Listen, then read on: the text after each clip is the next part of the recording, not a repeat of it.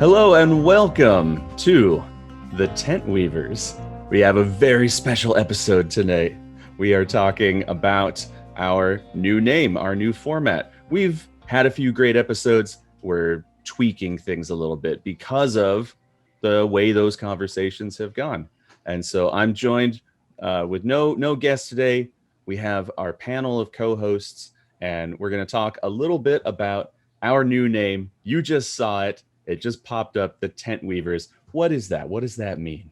So we speak about Judaism as an open tent. We speak about Abraham having the tent that was open on all sides where he waited for guests to come in. And it's very much a mentality that's at the heart of how I'm a rabbi personally. I think for many of our co-hosts, it's a similar sort of thing. But this isn't quite about welcoming people. This isn't quite about welcome. And so that's where we thought maybe the name needed a bit of a tweak, because welcome is all about people who are showing up, people who are really in the first stages of their journey. And our conversation is a little different. Our conversation has become about people who are on this path, who are firmly situated on this path, who have been walking on this path for quite a while. And what is our place in the wider scheme of things? What is our place in the Jewish people? There are many voices, there are many conversations happening in the Jewish community about how can we be more inclusive, how can we be more welcoming to different types of Jews. There are different tribes, so to speak. We know now that not everyone is Ashkenazi, and so we need to make room for Sephardic Jews and Mizrahi Jews. In the United States, we have influxes of Persian Jews, Russian Jews, Israeli American Jews. We have Jews of color. We have LGBTQ Jews. We have all of these different Jewish groups, and they all are fully Jewish and fully integrated into our communal life. And at the same time, they have unique needs. They have unique challenges. We have a responsibility to speak their language, so to speak. The same is true for us. The same is true for people who have converted to Judaism. We have unique histories. We come in a way that most Jews don't. And then we continue to live Jewish lives that are a little different, have different challenges, have different needs. It doesn't make us less Jewish. It doesn't make us set aside or set apart. Like I say, we're part of the constellation of Jewish identities. And there are people who have more than one of these identities. Often they're overlapping. And so with TentWeavers, we are trying to speak to that group, for that group. We're trying to speak about these issues. We are trying to imagine what it is to build, to weave that open tent. You know, one thing I was reminded of is the conversation that we see it in the Gemara, and we see it throughout the tradition, about the concept of whether there is, and we're initially told there's not, an Adat Gerim, that there is an Edah, a community specifically of Gerim. And it's, a reality for us today that whether there is one from, a standpoint in the text traditionally or not, I believe there is one today that the community of Gerim, the community of converts, has sort of shared needs and shared concerns. And sometimes, when we talk about Jewish law, shared peculiarities that affect us sometimes somewhat differently than other groups. And yet still, by, I think, understanding issues that affect converts, we gain, I think, a greater appreciation for the totality of what Judaism is, and how it intersects with different groups' identities and different individuals' identities in a number of important ways. There's a pattern that has emerged, at least in the last 40 years in Jewish life, of people accessing rabbinic voices and rabbinic positions. First it was women, then it was LGBTQ Jews, and by having people very professionally and rabbinically own their identity, what that has done for the Edah, for the collective, is give it a voice. is give it a voice in the Jewish people. And it sounds silly to think like Jewish women didn't have a voice 60, 70 years ago, but it's true. Like once this struggle for rabbinic leadership for women became solidified, that also led to saying women have different needs. Women read these texts differently. Women are a rich subset of Jewish life that wasn't being served properly. And now that we have leaders that can bring that angle, bring those needs, bring those experiences to bear, not only do we have a richer Torah and a richer Judaism that's better for everyone, but also that group gets to coalesce and have a voice. And in our lifetime, and I think all of us were in rabbinical school, as certainly within the conservative and the reform movement, LGBTQ Jews were being allowed into rabbinic seminaries and were being ordained as rabbis. What that did for the self-perception of gay Jews as we are different. We are Jews, but we are seeing Torah in a different way. And then you had Svara and like all of these other niche efforts to give a voice to a particular segment of the Jewish people. And that hasn't happened for converts. Although one could arguably say that this trend of convert rabbinic leadership historically began a long time ago. There's always been convert rabbis, but certainly in the American landscape, sometime between the ordination of women and the ordination of gays, massive numbers of converts started, or I wouldn't say massive, representative numbers of converts started applying to rabbinical school, getting ordained as rabbis. And what does that mean for the Jewish people? What does that mean? And what does it mean for us? Like, what it means for the Jewish people, we can talk no end about how this is a positive thing, right? That we have more people, that we're having a more diverse demographic entering Judaism, sharing their experiences, sharing their knowledge. But also, what does it do to converts to have people who can advocate? Like, there's a lot of talk about converts in the Jewish world, in Israel, in America, demographics, motivation. But if you look at those conversations, sometimes converts are not invited. And now we know, for example, that you can't talk about Jewish women without inviting women. That sets you up, rightly so, for ridicule. And like, you do not talk about gender or sexual diversity in the Jewish people without inviting representatives of these groups to speak and share the experience. But somehow converts have gotten folded in the mix. And I don't know if is it because of this myth that we can't out ourselves as converts, but yeah, that's a really important issue, and it's not always at the forefront of people's minds for really understandable reasons, but it does sometimes come up. And I think the ability to build trust with, people who are born Jewish, whether they're colleagues or friends or peers or congregants or whatever the relationship is with them, to just gently say, like, this is something that affects a particular group of people that I'm part of, and here we are.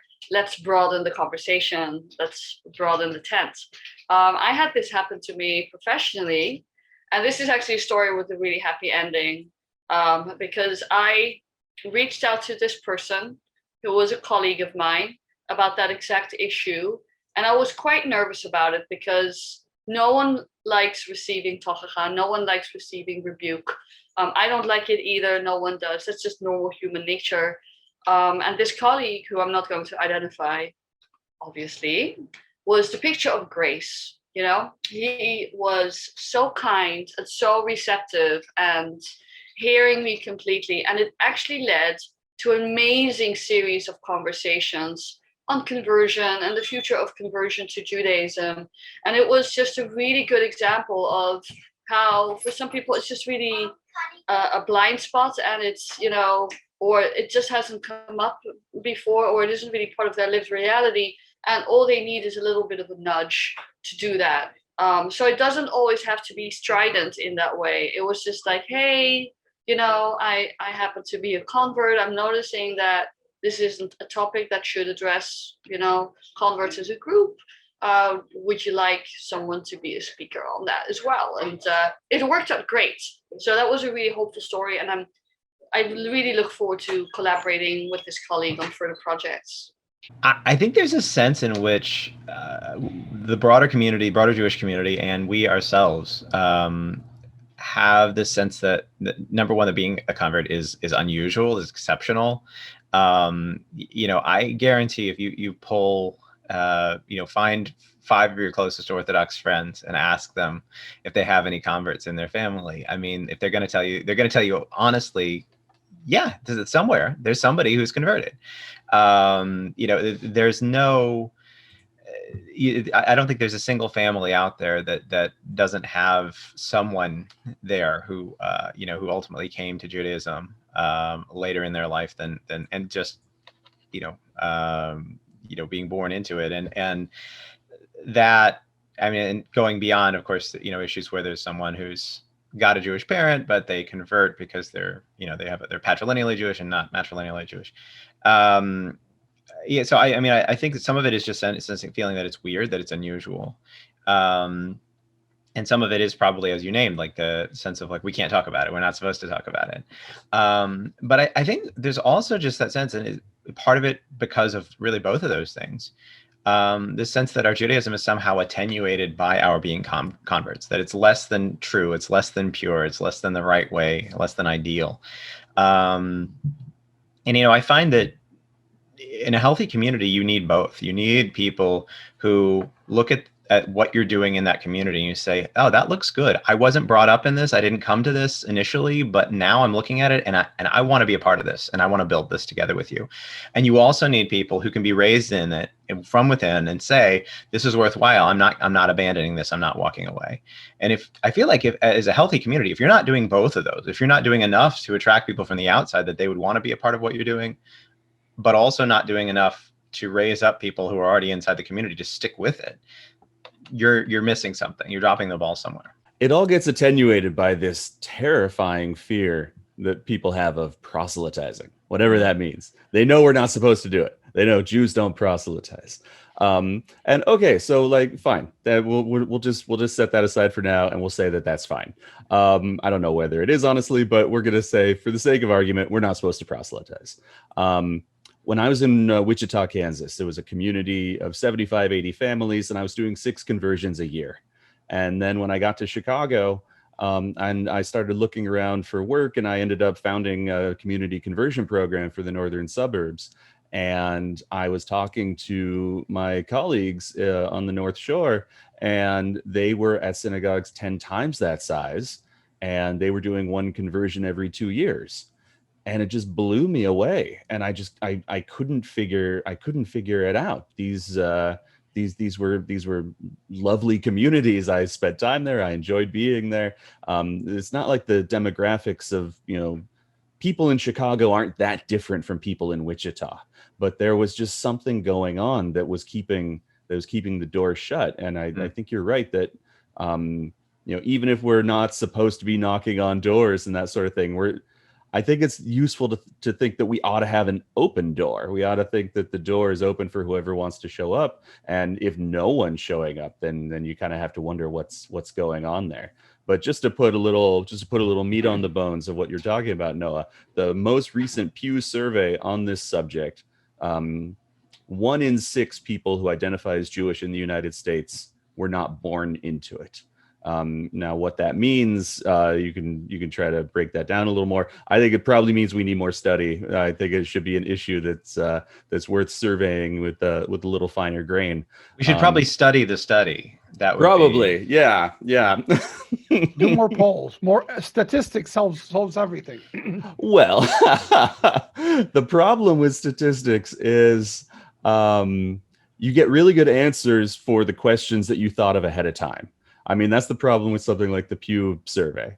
And so I would have loved to see them drill down a little more about, what is the self-identity and what is, from my perspective, the more like, if I asked your rabbi, what would they tell me your journey has been? Which often isn't the same. I mean, people will say like, "Oh, I was born Jewish, but the rabbi didn't believe me, so I had to convert." Like, maybe not often that happens, but I do hear that from time to time. Or someone says like, "Oh, I'm Jewish, but I never bothered converting. I just decided I'm Jewish." There are a lot of those people. And so to sort of drill down on, what this number means is it can get a little tricky, but anecdotally 1 in 6, that would mean about 900,000 Americans are converts to Judaism. And yeah, that number probably adds up. That number probably checks out. If you look around the synagogue world, if you look around, what rabbis are doing, that means we're nearing 1 million. Right, and it's a growing number, and it's a growing number that it's if you see like rabbinical schools, and this is, I think, a more doable study. If any demographers out there, PhD students, want to help us out, we were always looking for help of just going to like YU or JTS or HUC or the big or the small seminaries, like what percentage of your students are converts? And I'm pretty sure that the numbers are going to be really surprising. That this is these first decades of the 21st century, something shifted in like demographically, and right now I think like the narrative of converts and convert rabbis in general is that when you convert, you align, right? Like the Jewish people have this direction, this vector, and you're coming from a different vector, and then what you do is you merge harmonically into the flow, and you start going in the same direction of the Jewish people. But I think this model is, I think it sells us short.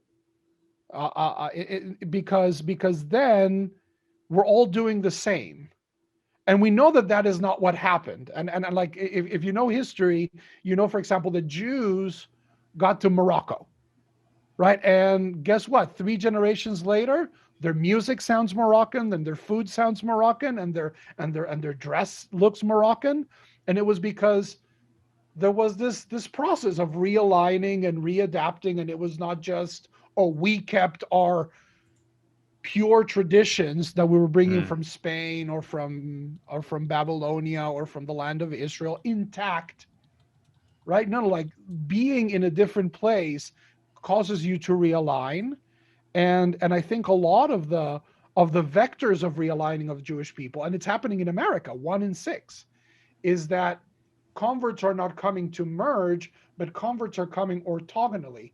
And in this way, I think the name that we've chosen is very beautiful, because you can't weave just by lining up strings.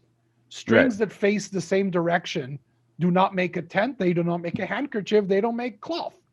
For cloth, you need the shativa erev. You need the how is it in the loom and the warp and the warp and the weave. That's, the warp and the weave. Or I'm not sure. warp and woof. Warp and woof. There we go. I know there was a woof. It sounded like a dog. Like, but when you weave, you do need that orthogonal resistance. It's the people who are coming from like 90-degree angle and intersecting with you, but they're also bringing the richness.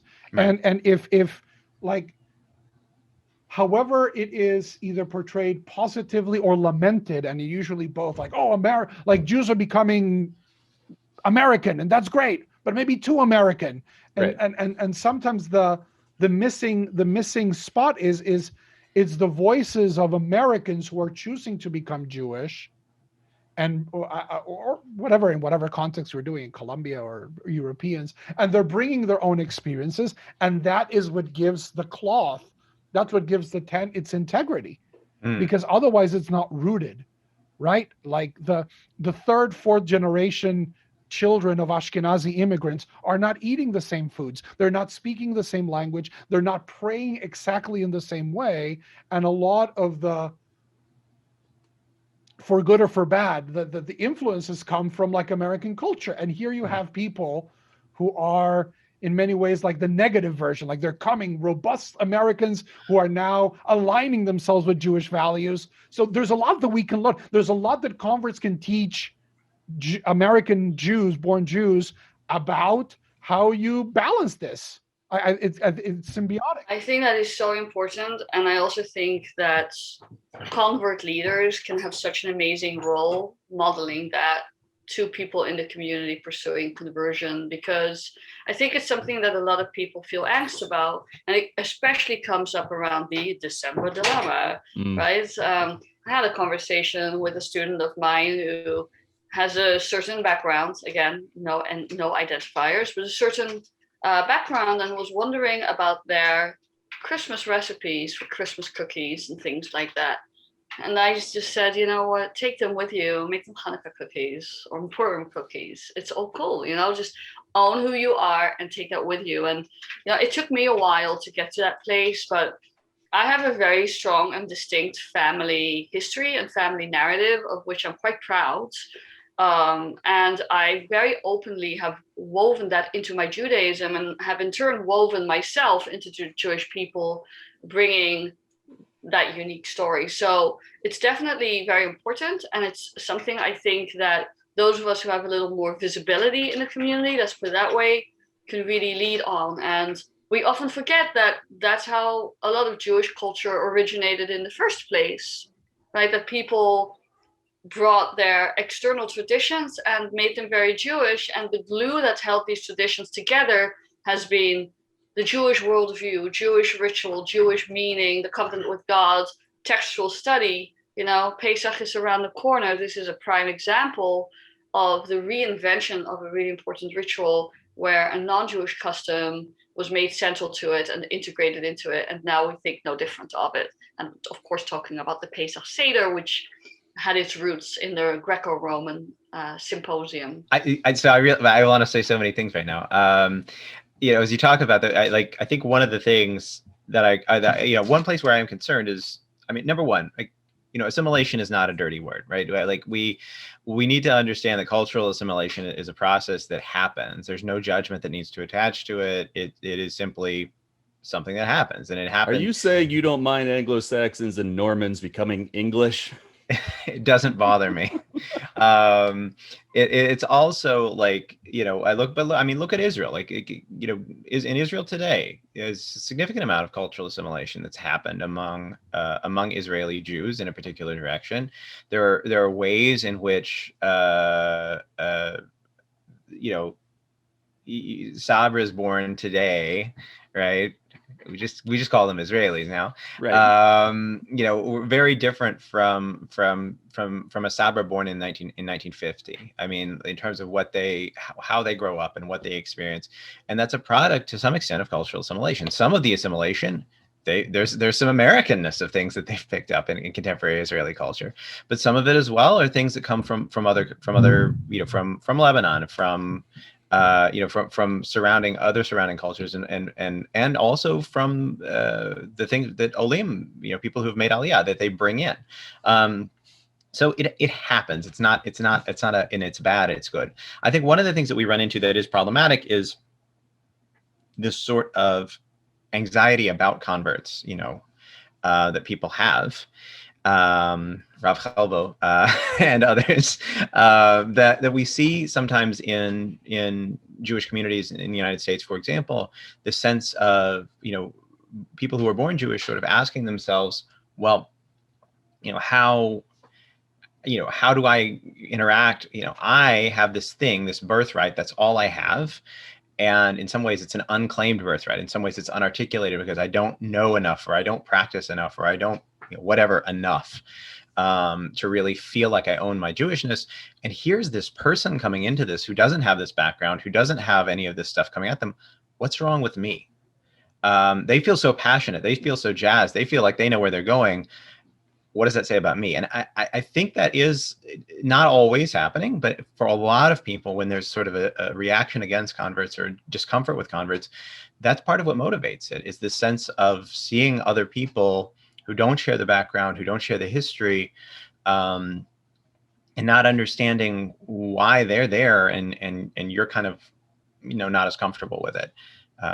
So I think that I'm just saying, I think it can be a dangerous or problematic narrative for us if we say, you can only benefit from whatever energy or whatever direction that the converts are bringing. I think you still need to direct that to a certain extent, and you need to make sure that you're on the same page, you're building the same weave together. But you can benefit from the energy that they bring, and sometimes absolutely you benefit from that insider outsider perspective that comes in, because there's a lot of times where we put the blinders on and we say, look, this is the way we do it, and it takes somebody else coming in and saying why, before you go, oh, there's another way to do this. It is important to remember at the end of the day, we are talking about people who are converting. And this is terminology that I know is problematic for some people. They prefer do by choice or whatever. I don't. I think convert is a good word because it's about a transformation. And so it is about someone who's coming in to a situation where they say, either implicitly or explicitly, like, I'm here to change, I'm here to grow, I'm here to not be who I used to be. And so it's not just about people are showing up and they're changing things and they're setting aside, my way of doing things and replacing it with theirs. I think there is something there is something organic and beautiful that has to happen. It's a Hegelian synthesis. Perhaps it's Hegelian. For instance, I know someone who, when I spoke to her about why she wanted to be Jewish, she said that she was really struck by Judaism's claim that everyone is made in the image of God and that everyone matters, and that she didn't have that growing up. This is in the United States. This is in the land where all men are created equal, but somehow that didn't happen. Somehow that American ethos that we think lines up so well with the Jewish ethos, it just wasn't there. And Judaism was the place where that concept that every human being matters was. It was where she could access it. And like, there's a part of me that says, well, okay, so like, welcome. And we to sort of come back to Juan's metaphor, we want those sort of perpendicular, is that the word? Perpendicular threads? Orthogonal. He was saying orthogonal. Orthogonal. There we go. We want the orthogonal threads. And at the same time, you say, like, okay, so what inside this person is changing? What stays the same? What's always going to be different from someone born Jewish? And this is where it gets kind of tricky, because up till now, in a lot of our, sort of communal conversation, the conversation has been about how converts, they're just like us. They're the same, and they have the right to be the same. They have the right to come in and adopt Jewish language, Jewish behaviors, Jewish beliefs, and be completely like every other Jew. And by the way, a lot of that is sort of premised on an assumption that there is one basic way to be Jewish, which is to be Ashkenazi, to be, to have born Jewish, to have your grandparents come here between 1881 and 1923. Also, in parentheses, male, straight. I mean, there's certain other expectations, bearded, right? Right. And so this sort of lines up. I think all of those privileges and all of those identities do sort of line up. And you say, okay, well, you have the right to come in and change everything about who you are and to be just like us. And that's nice. And there are some people who strive very hard to do that. And I think it's an important, I hope we can make an important contribution to the conversation, that we also have the right to be different, that we have the right to continue to be ourselves, to continue to have our own history, to be on our own journeys, to have our own unique needs. This is just, like, I can keep 613 mitzvahs, but it never changes the fact that my mom and dad aren't Jewish. And I will always relate to them with a different Jewish lens than someone whose mom and dad are Jewish. And it doesn't matter how much I try to change or blend or set aside my past. I'm not setting aside my family. And so that's always going to be a need that I have that other Jews don't. And there are a million things like that, whether it comes to family or friends or holidays, or the list goes on. And those things never go away. We wouldn't want them to go away. We wouldn't want to live in a world where becoming Jewish means setting aside absolutely everything about who you used to be. I do know some people who have done that, but I wouldn't recommend it. I don't think it's healthy, Jewishly or humanly. And so, yeah, I think like maybe we're stretching the metaphor a little too far, but we got to figure out like, how do we say that all of those threads, whichever direction they're going in the orthogonal design, they're all Jewish and they're all contributing. And it doesn't like, it's not so much about every thread's lined up and going in the same direction. They're all contributing to a Jewish thing that's bigger than any one thread. I apologize. It was orthogonal with an O in the middle. I'm so embarrassed now. We're gonna be okay. We're fine. Word of the day. Trust us in math. Trust us in rabbinics, not in mathematics. But I think what you touched there on a fascinating thing, which can be arguably the greatest contribution that like the convert community getting its voice and getting its narrative out there as a different narrative, as there's one of the narratives. Like, this is what we can bring to the Jewish people. It's not just numbers, right? Because once you're talking about conversion, like numbers, homogeneity, that is the main. But you've touched on something that I've never really, which is that for converts, Judaism is a transformational experience, a personal transformational experience, which is an experience that we associate with other religions. You're born again, you see the light. Like, Judaism doesn't use that language, but for many converts, that is the experience, and it is something that we are going to need down the road. Like right now, we've always seen Judaism as in preservation mode. Like the movement I was ordained by and I belong and I'm active with, it's called the conservative movement, because we're trying to conserve. It was not a political it's a saving remnant. It's saving the remnant. Right. It's like this we're preserving the past. But we know that now we're in the 5th, 6th generation of American Jews that are coming from that story, right? 1981, the pickle barrel in the Lower East Side to the suburbs to that, like that the power of preserving that is not enough to keep people in the weave. And we're talking for the millennials and the Generation Z, or I think now they're going to call them the C generation, not the Z. C for COVID? Is that C for COVID? That's what I'm hearing. The C like my kids are Generation Z now. Like all of our kids who've spent like isolation are Generation Z. Like, they're going to need stories of personal transformation. Right. Like, I was in this point of my life, and I used these Jewish tools to make myself better. And I think that trope that has been completely absent, like even in Judaism, like right now, when like the figure of the Baal Tshuva is like, I was a mess, and I now am in the safe haven of tradition. I'm living like my grandparents live. Yeah, that's really important, especially at an institutional level, depending, of course, where you're being Jewish and how large or how vibrant or how representative that Jewish community is. When I took my pulpit in Iowa, and I consciously chose to be there, I consciously chose to be in an environment that didn't have a lot of Jews, so to say, because for me it was a really positive choice, both in terms of what the community itself offered me and in terms of interfacing with non-Jewish world there. And it hasn't disappointed. It's been exactly what I had hoped it would be, and it's been great.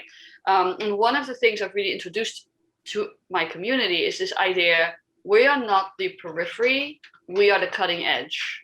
And it's been a useful frame to shift their perception of themselves and give them, hopefully, at least that's the theory, you'll have to ask them, but hopefully a little bit of a sense of pride about how we are here and we are presenting, not the Judaism with the most options, not the most well-stocked Judaism, but a very viable and unique and vibrant Judaism under not the easiest of circumstances to be Jewish. And it's great, and it's totally possible.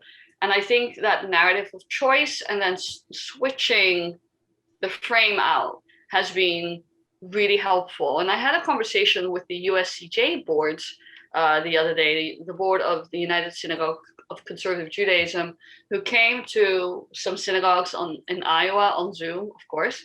And they attended services at a colleague synagogue, and they attended services at my synagogue. And I gave a Dvar Torah for the board meeting, and I told them exactly that. They asked us about what the kind of unique challenges and blessings are of being out here. And I gave them exactly that frame, right? And I told them, like, we are tributaries feeding into the river, and it's a really important role that we fulfill. And so the center has, you know, something to learn from that we are encountering issues and challenges and opportunities and blessings in an avant-garde way, because we are smaller and in the Midwest and in a more isolated place than communities in the large metropolitan areas. And so, like, you know, in a way that applies for converts on an individual narrative as well, right? That they are the bearers of really important questions that need addressing in the Jewish community on how to navigate interfaith families. I just remember our conversation with Bailey, with Rabbi Bailey on that as well. And so it's like embracing this regenerative narrative is really important. Now, I'll give you one more anecdote. And again, you know, this was an encounter that I don't want to make public, but I was talking to a woman at a Jewish conference, and she was asking me about life in Iowa and making a set of assumptions about the viability or lack thereof of Judaism there. And then when I pushed back a little bit, you know, her anxiety about what would happen to the Jewish people came out. And what started with quite critical remarks about, like, you know, interfaith families actually ended me shifting the narrative and saying, like, I know you're concerned about intermarriage and maybe even your children intermarrying, but you do realize that there are also people coming in. People like me are coming in. And, like, I did something that was slightly paternalistic, you know, but I put my hand on her shoulder and I said, we are here now. It's going to be okay. The Jewish people are going to be okay, you know? And I saw something shift in her, and she had never seen it from that point of view. And what could have been a really contentious conversation turned into a really fruitful conversation, because I had the confidence within myself, because I had internalized a strong identity in terms of who I am as a Jew and as a convert and as a rabbi, you know, that I was able to do that and switch it out and say, it's okay, we are here. And she said, I'd never thought about it like that. And it's just made for a really different conversation. Lots of things are pinging right now. I mean, I'm thinking about right? Like renewal, right? Like I'm renewing in some way as like quintessential to the the convert experience. And I think that's true. And I do think it affects how we see others and what we, as rabbis, how we offer, what we're offering to others. I mean, I think I could be wrong. I don't want to put words in anybody's mouths here, but I think all of us, to some extent, in the way we rabbi, the way we do our jobs, see opportunities for bringing people experiences of transformation and encouraging people to engage with Judaism in a way that is self-transformative. You're talking about this this experience, sort of the parents, the previous generations. Oh, it was right there on the tip of my tongue. Well, I think that one of the things that we get out of, you know, one of the things that's new. Oh yeah, there it is I don't want to see us, you know, I don't want to see us focusing entirely on just the personal. I think that's a mistake that I see happening in some communities, where religion sort of becomes all about self-help and doesn't really look outward as well into the community or into the broader structure. And I actually think it's kind of ironic, but like, I think being, you know, giving up some of the self and connecting with the community and sacrificing some of your own wants for the sake of the community is something that can also help the self, right? It is like that piece of it is necessary. And I don't think I'm saying anything revolutionary here. So, I mean, I think it's important for us to kind of balance those pieces, though, and not say the only thing that's important is self-transformation and focus on the self. I think there's also some broader stuff around things like peoplehood, around things like, like how do you relate to the tribe? How are you, serving some of the needs of the tribe? And it doesn't mean that every single one of your concerns or who you are takes a back seat to that, which is, I think, sometimes the narrative that converts do here, right? Is you have to give up all of your wants and all your needs and all of your tendencies, and embrace this entirely different identity. Like Mike said, that's kind of something of a negative approach that people take. But I'm reminded of the work of Rachel Adler, of a number of other scholars of feminism, who have kind of presented a way in which we can understand, what feminism brings, for example, or what a queer studies lens can bring, is an awareness of one's own gender and embodiedness into what we're doing, and an awareness of one's sexuality into what we're doing. And so too, I think as converts, we can bring an awareness of that transformation piece, that lens, and say, here's another lens for looking at it. And just like you wouldn't take a feminist lens or a Marxist lens or a queer studies lens and say, this is the only way to read this text. You can read a text through all of them simultaneously and compare and contrast different views. I think we're able to do the same thing and say, what does it look like from a born Jewish perspective as a particular identity? What does it look like from a convert perspective in terms of a particular identity, and so on and so forth? I think that's huge. And so you guys brought me that insight. Thank you. And by giving voice to the convert's experience, it like, how does it feel to come and like navigate that like negotiation with the tradition of, I'm coming with this whole different set of baggage, which is now every Jew. Like, every Jew is a Jew by choice. In America, a lot of people are coming with very different identities, and by giving voice to convert stories, honoring their difference, of saying, I was coming from the outside, and this is how getting weaved into the. I'm loving the name, Mike. I think it's very like getting weaved. Like, this is how it felt for me, and that is actionable knowledge for every Jew. Mm-hmm. Right? It's we are going through steps in adulthood that a lot of people are having to negotiate kind of unconsciously as children or as teenagers with their bar mitzvah and Hebrew school and trauma. So by giving a voice to people who came later in life, so like, this is how I learned to love the tradition and keep true to myself. And this is how we do this waltz. And this is information that any Jew can use, or that any person can use to navigate. So it is an important Torah that we are bringing as a community. We're going to have to wrap it up here. I'm Rabbi Michael Gilboa. I want to thank my co-host, Rabbi Juan Mejia, Rabbi Noah Ferro, Rabbi Esther Hugenholtz. We're going to try to get these up about once a week. They're going to be a little shorter. And so I hope you like and subscribe and check us out on wherever you get your podcasts or watch your videos. We want to thank Joe Buchanan for the use of his song for our theme music, and we want to encourage you to go check out his new album. The link is in the description. Thank you, Joe, and we hope to have you on the show pretty soon. And I just want to say thank you to everyone for watching. This has been the TentWeavers.